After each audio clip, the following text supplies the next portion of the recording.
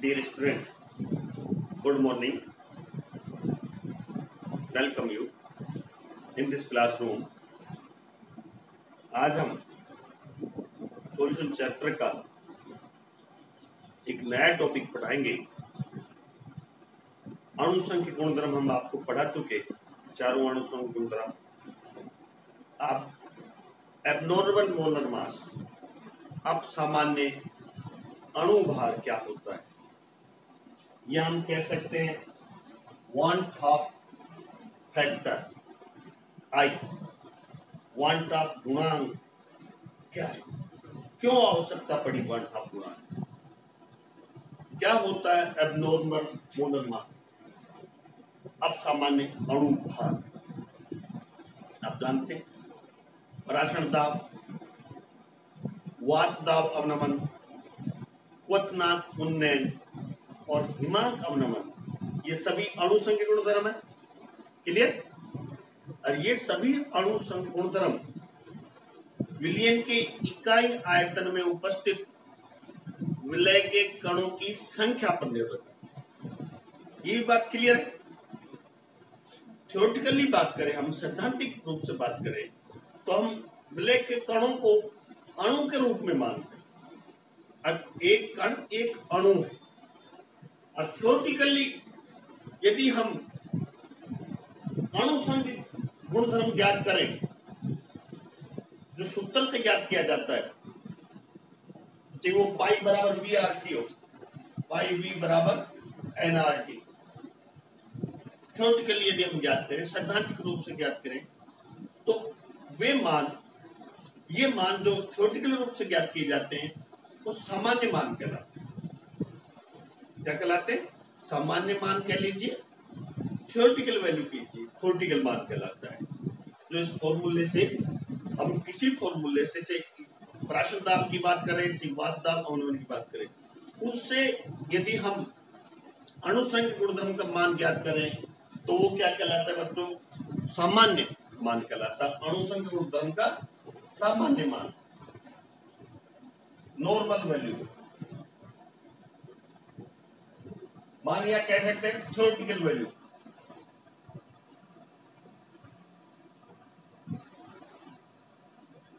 अणुसंख्यक गुणधर्म का सामान्य मान या कह सकते हैं सैद्धांतिक मान कह सकते हैं। लेकिन जब हम प्रयोग द्वारा बात करते हैं तो जो सॉल्यूट है उसका या तो एसोसिएशन हो जाएगा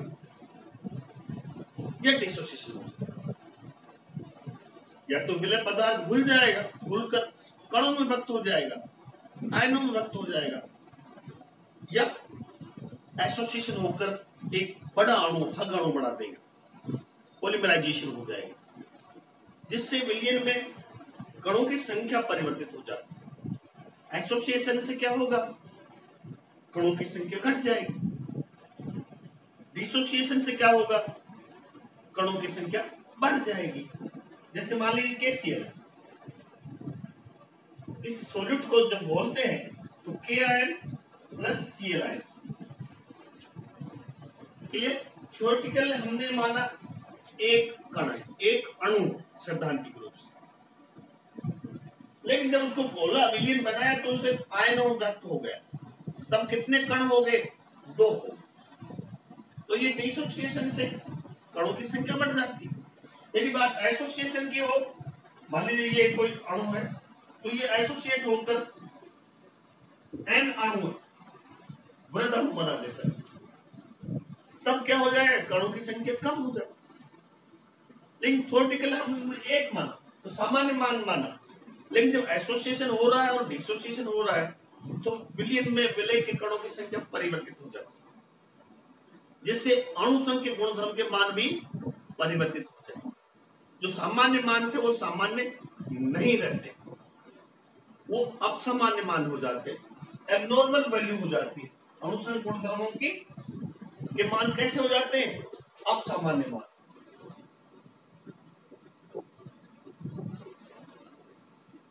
एबनॉर्मल वैल्यू, थ्योरेटिकल वैल्यू के बजाय यहाँ क्या हो जाते हैं? एबनॉर्मल वैल्यू, अब सामान्य मान हो। सामान्य तो तब थे जब हमने निश्चित माना था इतने कण हैं, जो सूत्र है उससे जो ज्ञात किया था, फॉर्मूले से जो ज्ञात किया था। लेकिन जब सॉलिड का एसोसिएशन और डिसोसिएशन होता है तब यदि अनुसरण गुणधर्म का मान ज्ञात करें तो परिवर्तित हो जाता है प्रयोग द्वारा। ये तो ऐसे मान आप सामान्य मान कह लीजिए या ऑब्जेक्ट्स वैल्यू कह लीजिए, प्रेक्षित मान भी कहते हैं।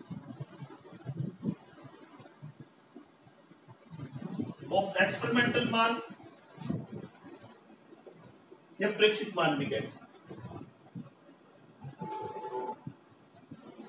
क्लियर?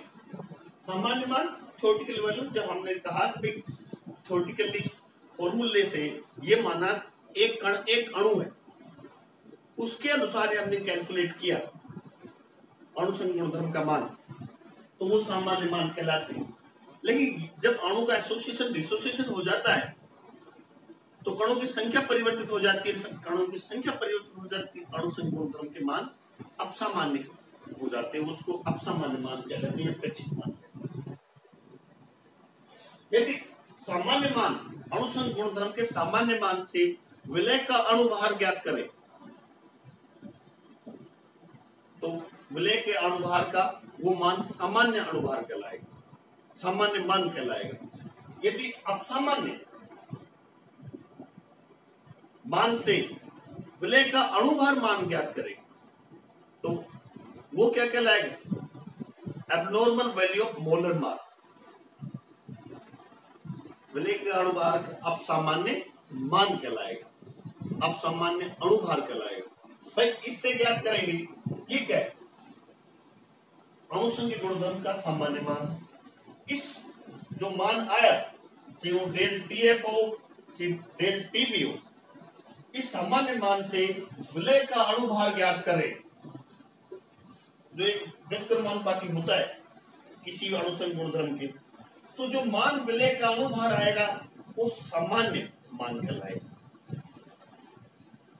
विलय का अणुभार का सामान्य मान। लेकिन जब अनुसंग गुणधर्म का सामान्य मान हुआ कब? जब एसोसिएशन डिसोसिएशन हो गया, भिन्न मान प्राप्त हुआ, जिसको हम अपसामान्य मान कहते हैं। उस मान से जब अणुभार ज्ञात करें किसी विलय का, तो अणुभार का मान भी क्या हो जाएगा? सामान्य मान से भिन्न प्राप्त होगा, और अणुभार के उस मान को एबनॉर्मल मोलर मास कहते हैं। अब सामान्य मोलर द्रव्यमान कह लीजिए, मोलर भार, अणुभार कह लीजिए। क्लियर? एबनॉर्मल मोलर मास क्या है? क्योंकि थ्योरेटिकली यदि हम कैलकुलेट करें तो अनुसंग गुणधर्म का थ्योरेटिकल मान आता है। इस थ्योरेटिकल मान से हम किसी अनुसंग गुणधर्म से अणुभार ज्ञात करें विलय का, तो वह विलय का अणुभार आएगा, सामान्य अणुभार कहलाता है। लेकिन प्रयोग द्वारा प्रैक्टिकली करके देखें, एक्सपेरिमेंटली करें, तो विलय का एसोसिएशन या डिसोसिएशन हो जाता है, जिससे कणों की संख्या परिवर्तित हो जाती है। तो कणों की संख्या परिवर्तित हो जाएगी तो अनुसंग गुणधर्म का मान भी परिवर्तित हो जाएगा। जब अनुसंग गुणधर्म का मान भी परिवर्तित हो जाएगा तो ये परिवर्तित हो गया, तो इससे जो विलय का अणुभार आएगा ये भी बच्चे परिवर्तित हो जाएगा। इस विलय के अणुभार को हम क्या कहेंगे? अपसामान्य, अपसामान्य अणुभार।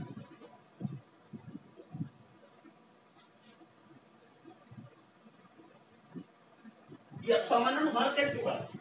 ये सॉलिड के एसोसिएशन डिसोसिएशन के कारण, एसोसिएशन डिसोसिएशन के कारण अनुसंग गुणधर्म के मान भिन्न हो गए, तो उससे यदि कैलकुलेट करेंगे, उससे मान ज्ञात करें विलय का अणुभार, वो भी भिन्न आएगा, वो भी अपसामान्य हो जाएगा। इसके लिए, इस समाधान के लिए सैद्धांतिक और प्रेक्षित मान में जो विचलन आता है, जो परिवर्तन हुआ सामान्य से अपसामान्य हुआ, इसको समझाने के लिए क्वांटाफ ने एक फैक्टर दिया, एक गुणांक दिया,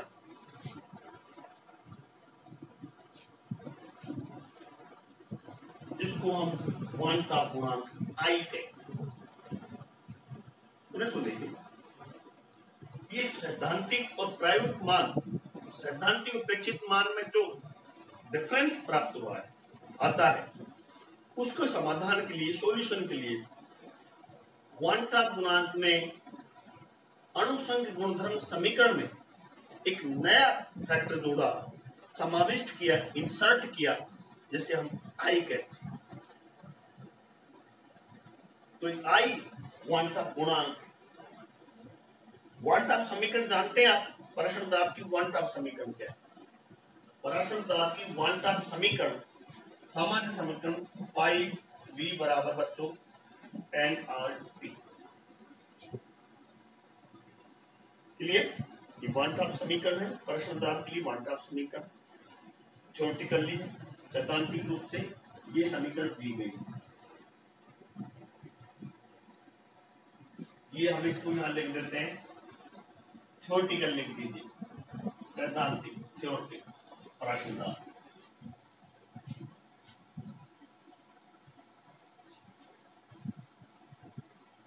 क्वांटम ने इस समीकरण को संशोधित किया, हम बता चुके, और इसमें एक आई फैक्टर जोड़ा, समाविष्ट किया। संशोधित कैसे किया इन्होंने? पाई ऑब्जर्व मान प्रेक्षित बच्चों v बराबर आई एन आर टी, उसने एक नया फैक्टर आई जोड़ दिया इसमें। ये आई या क्वांटम गुणांक, क्लियर? ये थ्योरेटिकल प्रश्न दाब है, ये ऑब्जेक्टिव, उसमें एक नया फैक्टर आई जोड़ दिया। अब आई बराबर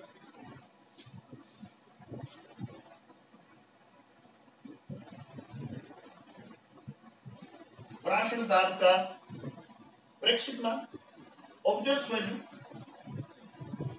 और पराशर दाब का थ्योरेटिकल। हम दो बटे दो में से दो में एक का ये भाग दे तो क्या आएगा?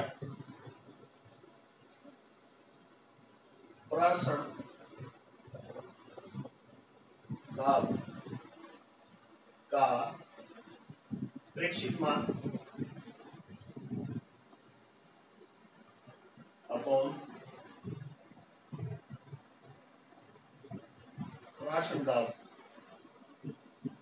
सैद्धांतिक मान।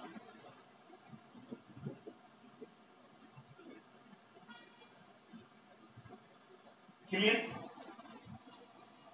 दो में एक का भाग दे दिया, या इस तरह लिख सकते हैं,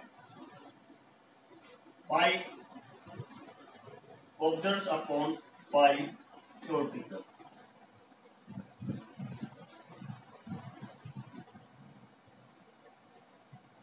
तो समझ में आया? बता देना, दो में हमने एक का भाग दे दिया तो पाई ऑब्जर्व ऊपर आ गया, पाई नीचे। क्योंकि पराशर दाब, वाष्पदाब अवनमन, क्वथनांक उन्नयन, हिमांक अवनमन के समानुपाती होते, सारी अणुसंघ गुणधर्म एक दूसरे के समानुपाती होते। दैट आई बराबर pi observe upon pi theoretical, del P observe upon, ध्यान दीजिए, डेल पी मतलब क्या है? वाष्पदाब अनुमान theoretical, del T B observe upon del T B theoretical बराबर डेल टी एफ हिमांक अवनमन प्रेक्षित मान अपॉन हिमांक अवनमन का सैद्धांतिक मान। क्योंकि सभी अणुसंघ एक दूसरे के समानुपाती है, आई बराबर पराशर दाब का प्रेक्षित मान थ्योरेटिकल मान, इसी प्रकार से वाष्पदाब अवनमन का ऑब्जर्व थ्योरेटिकल मान, क्वथनांक उन्नयन का ऑब्जर्व थ्योरेटिकल मान, हिमांक अवनमन का ऑब्जर्व थ्योरेटिकल मान। क्लियर? ये सारी की सारी क्या बच्चों? अणुसंघ गुणधर्म। तो हम लिख सकते हैं आई बराबर अणुसंघ गुण धर्मों का अनुसरण गुण धर्म का प्रेक्षित मान अपॉन अनुसंख्यिक गुण धर्म का सैद्धांतिक मान लिख सकते हैं।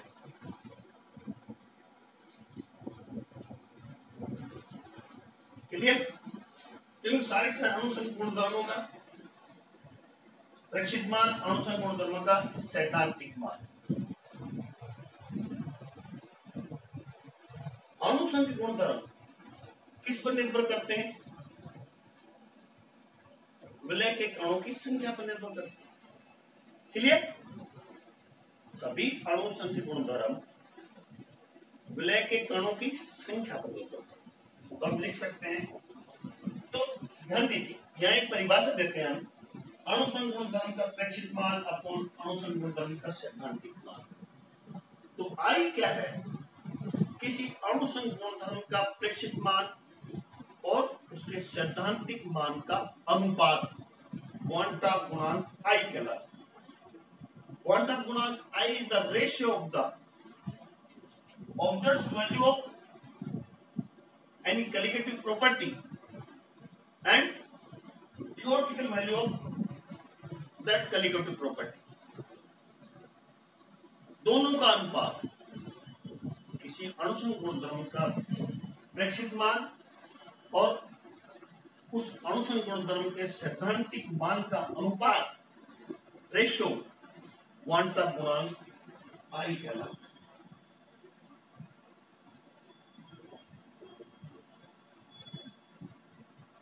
क्लियर? अब वापस आते हैं, अनुसंख्यिक गुण धर्म विलय के कणों की संख्या पर निर्भर करते हैं। फिर आई बराबर क्या लिख सकते हैं? विलय के कणों की संख्या का प्रेक्षित मान अपॉन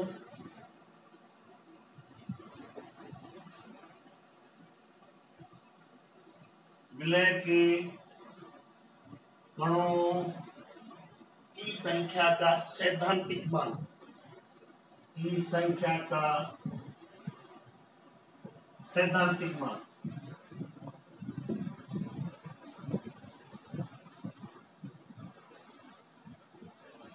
क्लियर?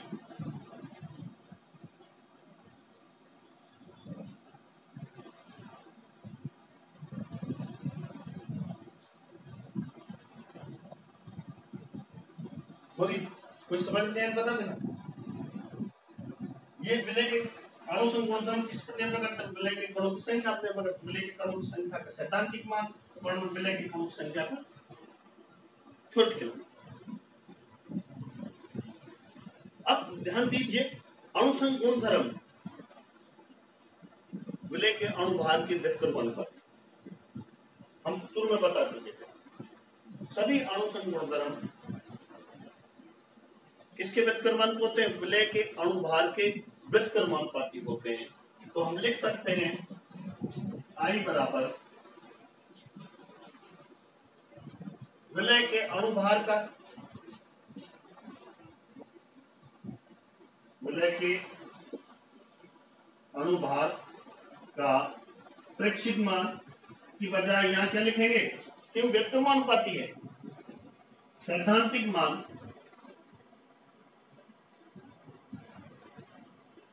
अपॉन विलय के अणुभार का, अणुभार का प्रेक्षित मान।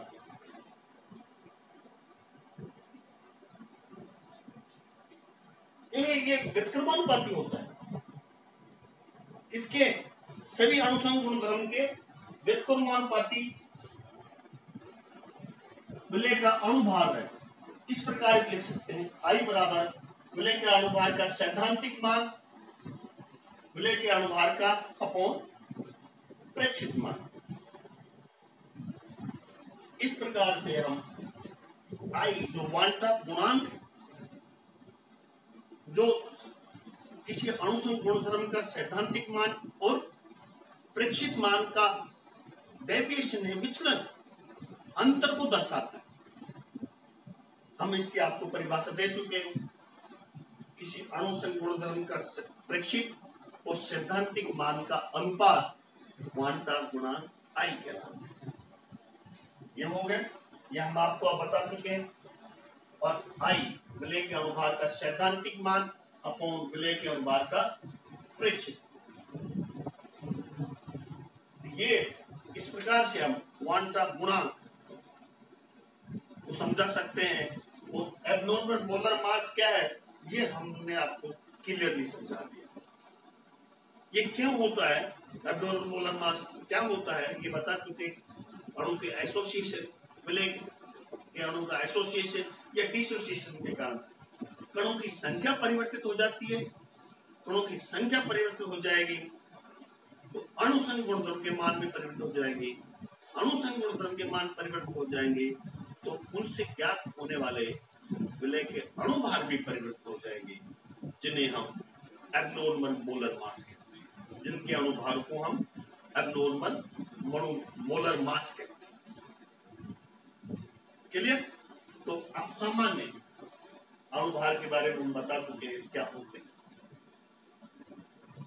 डियर स्टूडेंट्स, मैं professor Ramanand Yadav, government art college Alwar Rajasthan, department chemistry.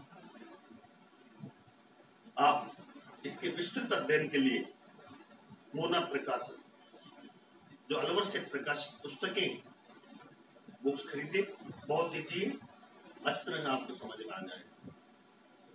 आप मेरे YouTube channel studyship with Ramanand Yadav को सब्सक्राइब कीजिए, शेयर कीजिए और लाइक कीजिए। हाँ, कमेंट्स बॉक्स पर कमेंट्स करना मत भूलिए। आपकी कोई भी जिज्ञासा है, कोई भी समस्या है, आप मेरे कमेंट्स बॉक्स YouTube चैनल के कमेंट्स बॉक्स पर जाकर कमेंट्स कीजिए। मैं आपकी जिज्ञासा और शांत करूंगा। फिर कह रहा हूँ, केमिस्ट्री बहुत दीजिए, आप प्रत्येक वीडियो देखिए, क्योंकि प्रत्येक वीडियो एक दूसरे से लिंक जुड़े हुए हैं। इसलिए आप सभी को कहिए, अपने साथियों को, doctor Ramanand YouTube channel studyship with Ramanand Yadav को देखें और उसको सब्सक्राइब